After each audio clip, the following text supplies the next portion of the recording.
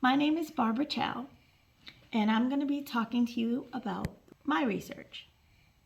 The title is An Intricate Look into the Latino Experience in Alabama High Schools, reflective research that encourages awareness, advocacy, and change.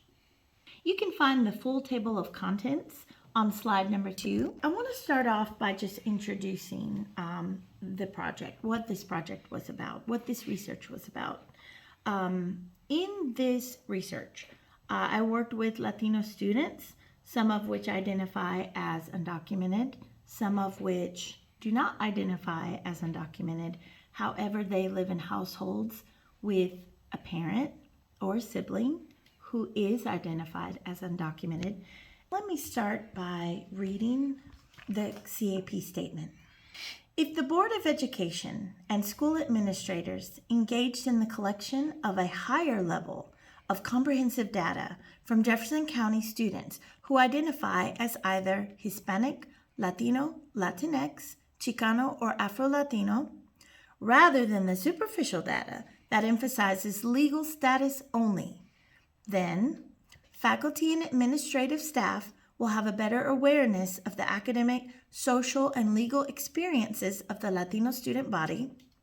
Latino students will feel less oppression and anxiety, and instead be more engaged in this highly inclusive environment that is better equipped to meet their diverse psychological and academic needs. Latino students will also be provided with a more effective and precise pathway to higher education and beyond, creating a more equitable and inclusive academic environment while encouraging awareness, advocacy, and change. I want to start by talking about the participants. These students, there were 24 total. There were 12 males and 12 females. All of the students identified as either Latino, Hispanic, Latinx, Afro-Latino, or Chicano. And all of these students were Jefferson County students, grades 9 through 12. All of the students were given an anonymous survey of very sensitive questions. There were 24 questions total, and each one was a look into their experience, which is very telling. It's an emotional experience. It's one that a lot of them don't talk about in public, but it's one that I believe their story needed to be told. There are 4 sections in this research. In section 1, it's titled Self-Identification and Diversity. Latino students need a wider variety of ethnic categories that supply a higher level of accuracy and diversity in their personal self-identification. And I think these are the things we need to meet their needs in these areas. We need to work on diversity in students and family backgrounds. And we also need to work on diversity training in school staff and administration. But all of this revolves around critical race theory. Philosophers like Hilary Montague teach us to prohibit theories supporting exclusion and devaluation based on ethnicity and culture. Also in section 1, the staff simply needs to reflect the diversity of the students and the community. We saw this firsthand in Annette LaRose research. In section 2, it's titled Linguistic Diversity and Legal Status. I'm touching on the home language versus the language of comfort versus the academic language, and they all have a different importance in that student's life. So, in addition to this, there are issues with English language proficiency courses and the standardized testing involved with that. We're also going to talk about legal status awareness, and all of these aspects of section 2 tie into the dialogical pedagogy. We've learned that language is simply not neutral. It is the way we construct reality, and that goes with these students within this research.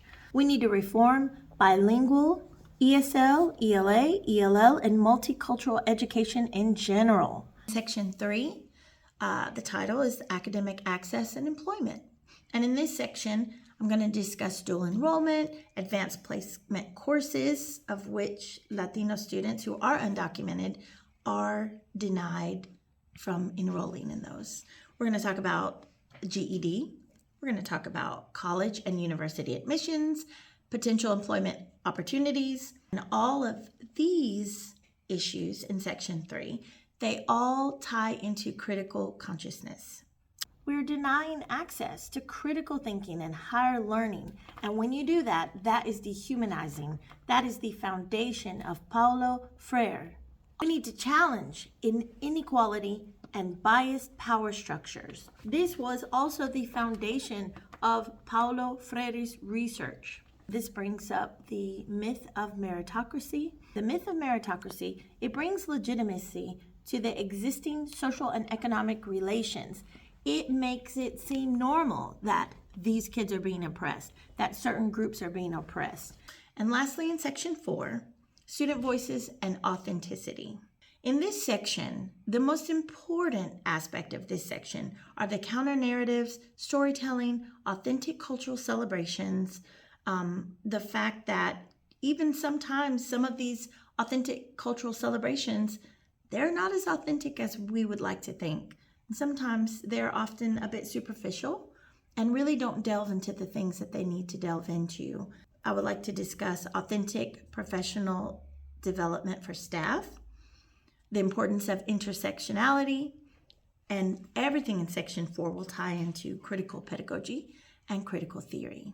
Enhance sociocultural approaches by blending oral traditions and community wisdom. Intersectionality.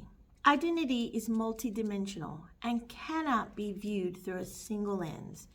In the project, there are many aspects of this that revolve around legal status. So there are many sensitive aspects of this project. But in the one-pager, you will be able to see where it ties in. It goes into a number of other very popular theorists, and you can find that broken down in the one-pager.